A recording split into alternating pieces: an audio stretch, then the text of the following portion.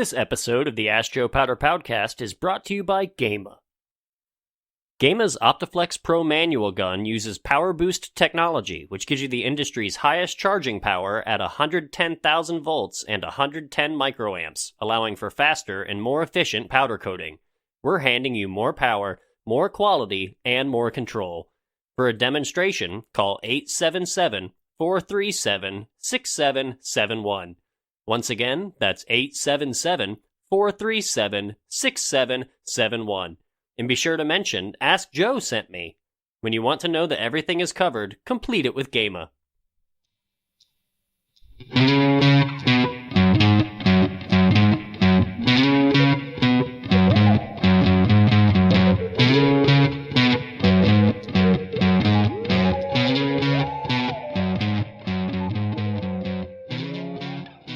Ready to rock? Sure. Hey, all you powder coating fans. Welcome to episode 20 of the Ask Joe Powder Powdcast. That's XX in Roman numerals and Dos Equis in beer language. Thanks for taking time to join us. I'm your host, Joe Powder, a.k.a. Kevin Biller, and with me is my esteemed colleague, sidekick, the charming and erudite Nathan. He's Powder Coating Research Group's formulator dude. What's up, everybody? We're broadcasting from the Powder Coating Research Group studios in Columbus, Ohio. And so you know, the purpose of the Ask Joe Powder Podcast is to bring news and technical know-how to the global powder coating community. Let's get it rolling. But before we do, Shout out. I'd like to give a hearty shout out. This one's to Christine Malthouse and the gang at PPCJ, which is Polymers Paint Color Journal. Chris is the senior editor of the magazine. And as a matter of fact, she's also the senior editor at their sister publication, Asia Pacific Coatings Journal. The internationally respected PPCJ has been providing news, in-depth features, and insight into the latest coatings developments since, believe it or not, 1879. Wow. That boggles my mind. That makes it the longest-serving journal in the coatings industry. Not surprising. And PPCJ serves both the European and Middle East markets with up-to-the-minute coatings news and technology. It's a great publication, and both PPCJ and APCJ, Asian Pacific Coatings Journal, are part of the DMG Events Group, which is based out of Dubai. These are the guys that they run the coatings group and put on all the coating shows outside of Europe and the Americas. And outside of China Coat as well. But these would be the Middle East Coating Show, the North African Coating Show, Southeast Asia Coating Show, notably the Asia Pacific Coating Show, which these things are usually held in places like Bangkok or Jakarta or Ho Chi Minh City. I've attended one of theirs in Nairobi, the East African Coatings Conference. Chris and her team do a great job supporting the development of the coatings industry, especially in emerging markets throughout the world. So hats off to Chris and her team. You guys are doing a great job. We wish you the best in 2021. Okay, and now some news in our Guess What segment. Guess what? Okay, from IPCM Magazine. PPG has recently announced the acquisition of Vervog, a family-owned company headquartered in Stuttgart, Germany. They just celebrated their centennial in 2018, and their 2020 sales were around 220 million euros. They employ 1,100 people, and they're full-service industrial coatings. They supply liquid powder film coatings They have locations all around the world, and they're a pioneer in the industry. They actually got into powder coatings back in 1969, so a bit of an early adopter there. So this will bring PPG a pretty significant amount of geographic reach and also some unique technology for automotive, furniture, and ACE, which is agricultural, construction, and earth-moving equipment. And speaking of PPG, our next item's from Reuters. Akzo Nobel has put a bid in on Finland's Tikkurila paint company. Actually, just a couple weeks ago, PPG had put in an offer. Looks like 1.2 billion euros was their offer. Akzo just came in and offered 1.4 billion euros. So these two massive industry giants are kind of, locking horns, so to speak, going back and forth on trying to acquire Tikkurila. Yeah, it's kind of interesting. Looks like Tikkurila is the belle of the ball on this one, Nate. I know that they're a very highly esteemed coatings manufacturer and, lead certainly the market in Finland and they have a pretty strong presence across all of Scandinavia. Pretty interesting little development there. Yeah, it is pretty interesting seeing the two go back and forth, especially you consider just 2017, PPG actually attempted to buy Akzo for $26.5 billion. So yeah, no love lost there. But I guess now they're both just trying to see who can buy more other companies. And the shareholders are enjoying it, I'm sure. Okay, the next item is from, speaking of, PPCJ.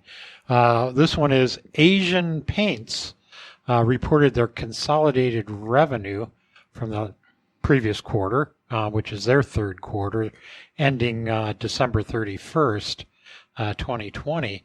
Their consolidated revenue from operations increased by over 25% versus the previous year. So very interesting. This is a sign that the coatings industry is rebounding. It maybe makes sense to be involved with materials and goods rather than services sometimes when something crazy like the pandemic occurs.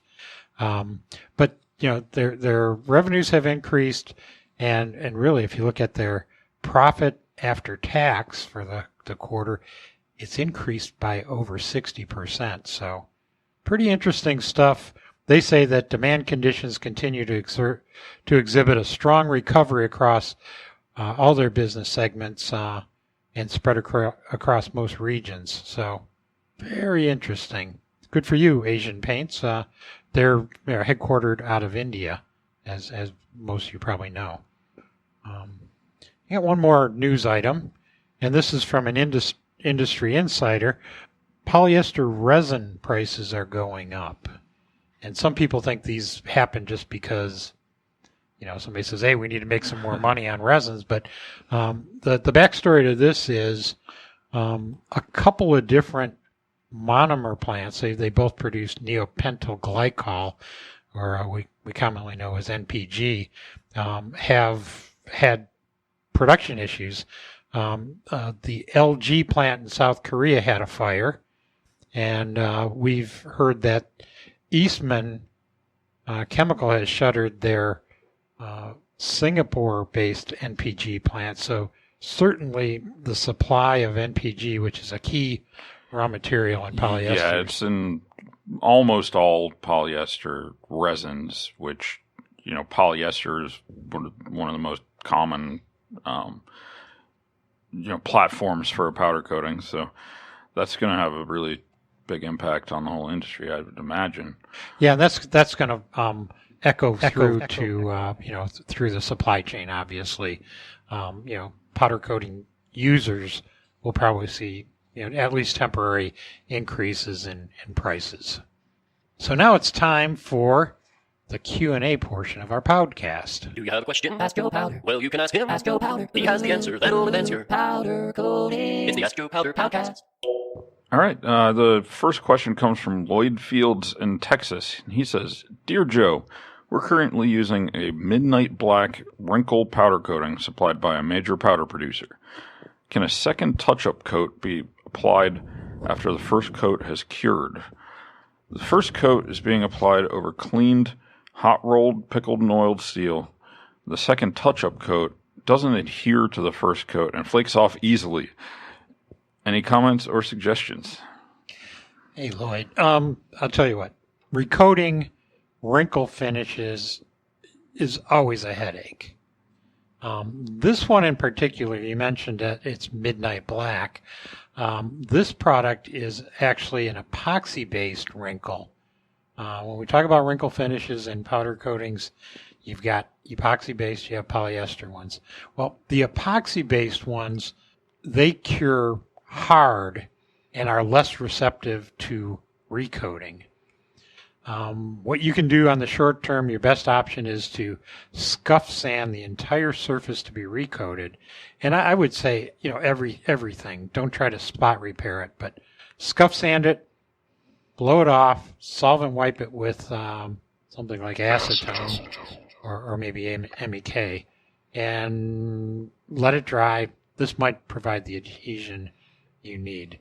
Another option would be kind of a longer-term based one, and this would be using a polyester-based wrinkle finish, if you can. These aren't as hard as the epoxies, which will definitely make recoating somewhat easier. Still going to have to scuff sand and clean, wipe them down. So that's something you'll have to do regardless. The other thing is with polyester wrinkles, they're more sensitive to defects or residue that's left on the substrate, so you got to be really careful with your cleaning and pre-treatment. Make sure it's optimized or optimal. So keep that in mind. So kind of summarize, short-term, scuff sand, do a little solvent wiping, and respray. You may want to preheat your part to get good powder deposition. So otherwise, if that doesn't work, you may be faced with either scrapping the parts, depending on the economics involved, or stripping the parts, which I hope you don't have to go that route. So good luck with sorting this out. When you get a chance, let me know how things progress. Best regards, Joe. All right, let's take a minute to hear a word from our sponsors.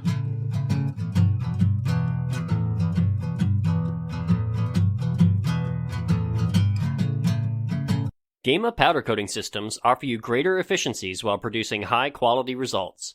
We provide the very best in powder delivery, application technology, and connectivity for smarter factory automation. With Gema, you get maximum performance and repeatability whether you are on the shop floor or away from it. For a demonstration, call 877-437-6771.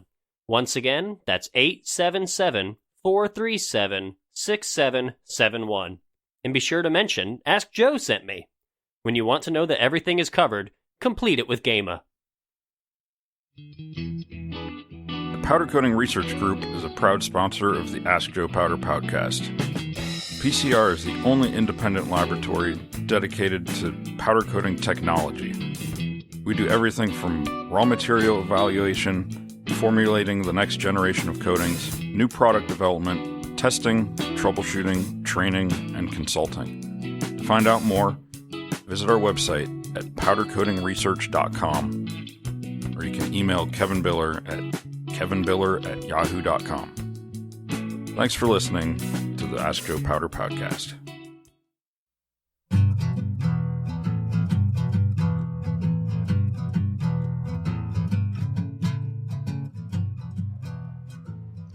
Okay, now let's go with our next question. All right, our second question comes from Ali Baluli in Iran. He says, Dear Joe, is there any method, equation, or software program to calculate powder density? Thank you in advance. Dear Ali, hey, that's a good question. And, this kind of goes across powder formulators, powder users. It's always good to know what the density or the specific gravity of your material is. You should be able to get that information from your powder coating supplier, but if you want to double check yourself, there's a couple methods I can recommend. Both are covered in detail in the ASTM D5965, which is called the Standard Test Methods for Specific Gravity of Coating Powders. First one uses a volume displacement method where the powder is suspended into a fluid. In this case, you can use either kerosene or hexane. And with either one of those products, you know their density. The weight of the powder is measured before you introduce it into the fluid, so you can kind of look at the displacement of the material with the known weight, and looking at the difference in volume, you can calculate the powder specific gravity. So basically, after mixing the powder into your kerosene or hexane, you take the weight of the powder in grams and divide it over the final volume of your fluid mixture minus the original volume. And I should mention, you want to do that in a graduated cylinder. So this goes back to your high school chemistry class. You get to use some glassware. Okay. A much more accurate method is based on the ideal gas law and utilizes a gas pycnometer instrument which measures volume of a known weight of powder by gas displacement.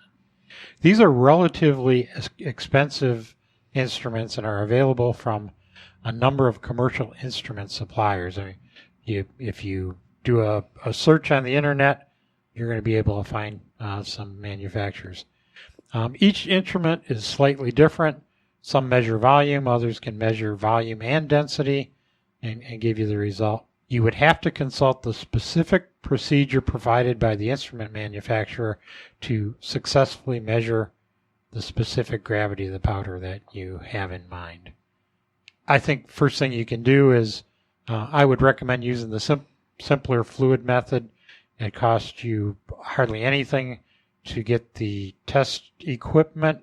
The other thing I would really, really highly recommend is to run a control sample of a material that you absolutely know the specific gravity.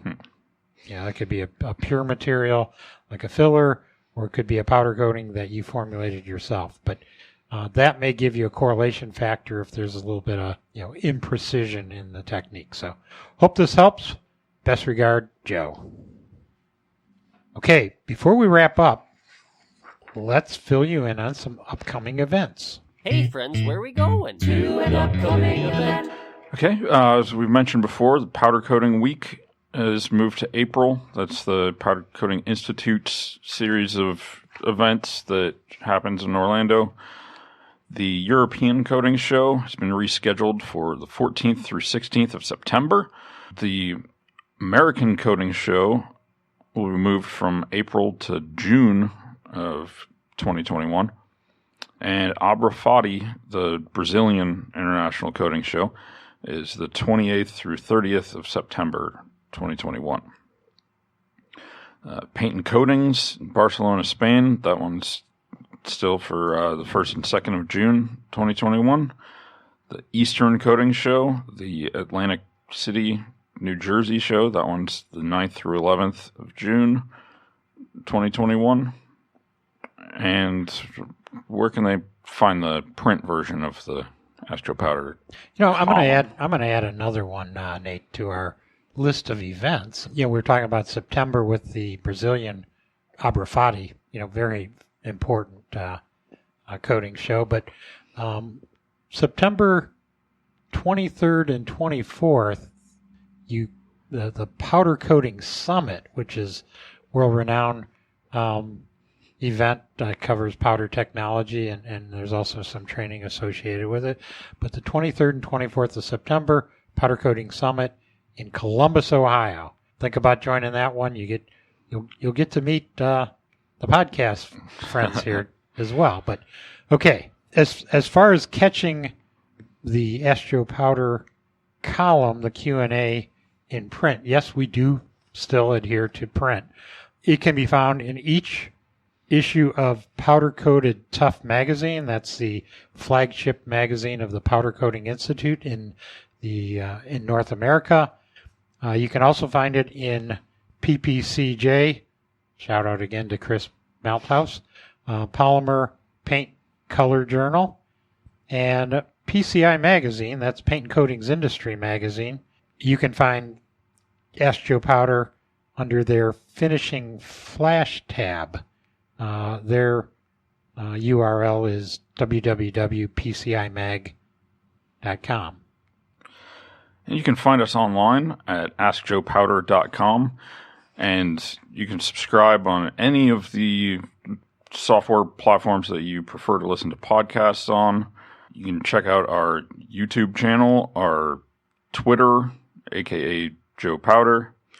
And if you'd like to send in a question for Joe to take a crack at, the email address is askjoepowder@yahoo.com, or you can call and leave a message, country code 1-478-2-ASK-JOE. That's 1-478-227-5563. This has been a production of the Powder Coating Research Group. Our music editing, sound design, and all that sort of stuff is done by Nick Page. Live long and prosper. And keep your powder dry, my friends.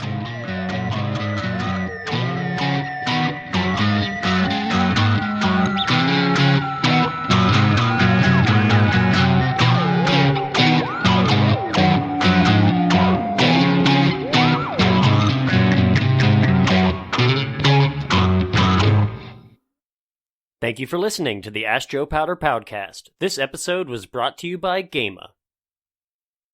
Whether you're the shop manager, system engineer, or powder coater, once you decide to make Gamma an integral part of your shop, you'll understand how simple it is to be so productive.